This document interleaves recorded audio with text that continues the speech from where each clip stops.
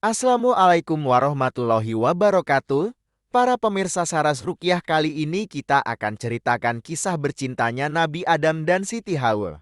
Ada riwayat yang mengatakan bahwa Nabi Adam dan Siti Hawa tidak pernah menjalin hubungan intim di surga, seperti dikutip Ibnu Katsir. Namun sejarawan Mesir Muhammad bin Iyas mengungkapkan sebaliknya. Menurutnya, Adam berhubungan intim dengan Hawa di tempat khusus di surga.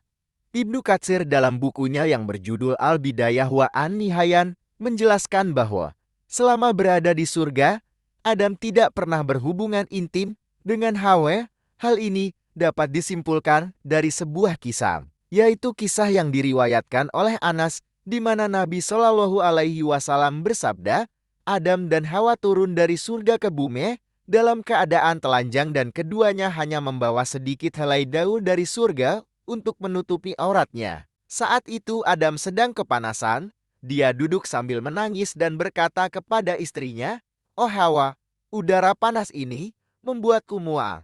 Kemudian Jibril mendatanginya Adam dengan membawa kapas dan memerintahkan Hawa untuk memintalnya. Setelah mengajarinya cara memintal, kemudian Jibril memerintahkan Adam untuk menenun dan mengajarinya cara menenun.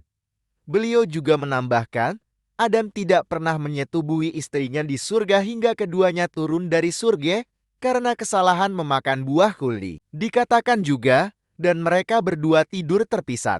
Satu orang tidur di satu sisi, dan orang lain tidur di sisi lain. Sisi yang lain, hingga Jibril datang kepada Adam dan memerintahkannya untuk mendatangi istrinya. Beliau menambahkan, dan Jibril pun mengajarinya bagaimana mendatangi istrinya. Setelah Adam mengunjungi istrinya, Jibril menemukannya dan bertanya, "Bagaimana dengan istrimu?" Adam menjawab, "Dia orang yang baik." Syekh Muhammad bin Ahmad bin Iyas dalam karyanya yang diterjemahkan oleh Abdul Halim berjudul Sejarah Penciptaan dan Karakter Sepanjang Zaman mengatakan bahwa ketika Adam dan Hawa diantar ke surga oleh malaikat, mereka semua melihat dua tempat tidur bertatahkan 700 permata, kaki yakut merah, dan di atasnya ada kasur sutra biru. Malaikat berkata, "Wahai Adam, tinggallah di sini bersama Hawa." Kemudian, mereka berdua turun dan duduk di tempat tidur. Mereka berdua kemudian disuguhi dua porsi anggur, satu bentangan jalan setara dengan perjalanan siang dan malam. Mereka berdua makan, minum dan bersenang-senang di taman surga. Ketika Adam ingin berhubungan intim dengan Hawa, dia memasuki kubur yang terbuat dari batu mulyon dan zabarjud, tulis Syekh. Keduanya ditutupi dengan satir sutra. Dan saat Hawa berjalan mengelilingi istana, dia diikuti oleh malaikat yang tak terhitung jumlahnya. Tulis Syekh Muhammad bin Ahmad bin Iyas. Muhammad bin Iyas adalah salah satu sejarawan terpenting dalam sejarah Mesir modern.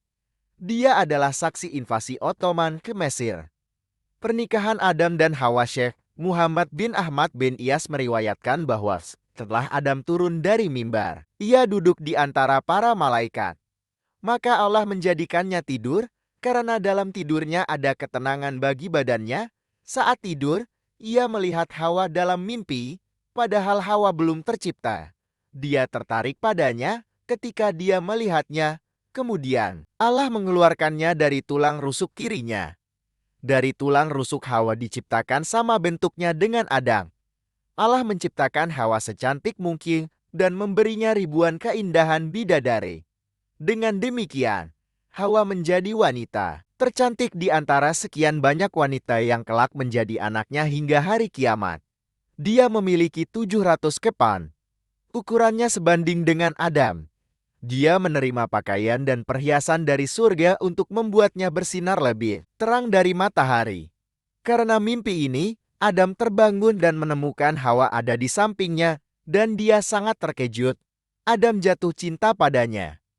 Oleh karena itu, Adam diberitahu, "Jangan kamu nikahi dia sebelum kamu membayar maharnya." Adam bertanya, "Apakah mas kawinnya?"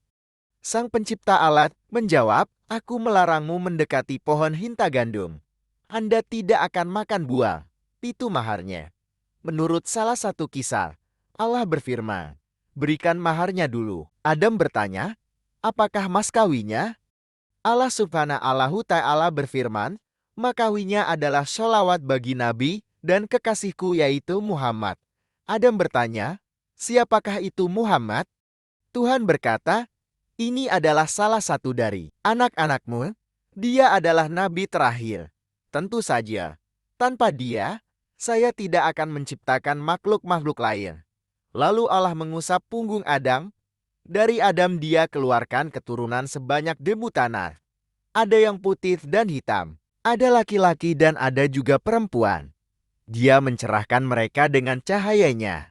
Orang yang menangkap cahaya ini menjadi seorang penyembah, dan orang-orang yang tidak menerimanya adalah orang-orang kafir. Di antara mereka ada orang yang menerima kilauan cahaya. Adam bertanya, "Tuhan, siapakah mereka?" Allah menjawab, "Wahai Adam, inilah nabi-nabi keturunanmu." Kemudian Tuhan mengawinkan Adam dan Hawa. Ini terjadi pada hari Jumat menjelang sore noler. Karena itu, penting agar akad nikah dilangsungkan pada hari Jumat. Menurut salah satu cerita, Adam lebih menawan dari Hawa namun Hawa lebih lembut. Kemudian Allah memerintahkan malaikat Ridwan penjaga surga untuk mendekorasi bangunan dan memberi pakaian kepada wildan anak penghuni surga dan para bidadari. Adam diberi seekor kuda yang terbuat dari minyak kasturi yang harum sekali, diberi nama Maimun, yang larinya secepat kilat. Ketika kuda itu datang sebelum Adam menungganginya. Hawa menerima dari surga seekor unta, yang di atasnya terdapat haude yang terbuat dari batu muli. Hawa mengendarai unta yang di atasnya ada haudan. Kemudian Jibril alaihi salam memegang kendali kudanya, Mikail ke kanan, dan Israfil ke kiri. Mereka membawanya dalam perjalanan ke 4 penjuru dunia. Setiap kali para malaikat lewat, ada menyapa mereka. Para malaikat berkata, "Betapa mulianya makhluk Tuhan ini." Hawa pergi bersamanya, tapi dia mengendarai unta. Para malaikat membawa mereka hingga mencapai gerbang surga. Mereka berhenti sejenak di depan gerbang surga. Tuhan mengungkapkan kepada Adam, "Inilah surgaku dan rumah kemuliaanku. Masuklah kalian berdua ke dalamnya, dan makanlah kalian berdua makanan-makanannya yang banyak lagi baik di mana saja yang kalian berdua sukai, dan janganlah kalian berdua dekati pohon ini, yang menyebabkan kalian berdua termasuk orang-orang zalim." QS Al-Baqarah 35. Semoga kita bisa mengambil hikmah dari kisah Nabi Adam dan Siti Hawa. Wa'allahu alam bishawab. Wassalamualaikum warahmatullahi wabarakatuh.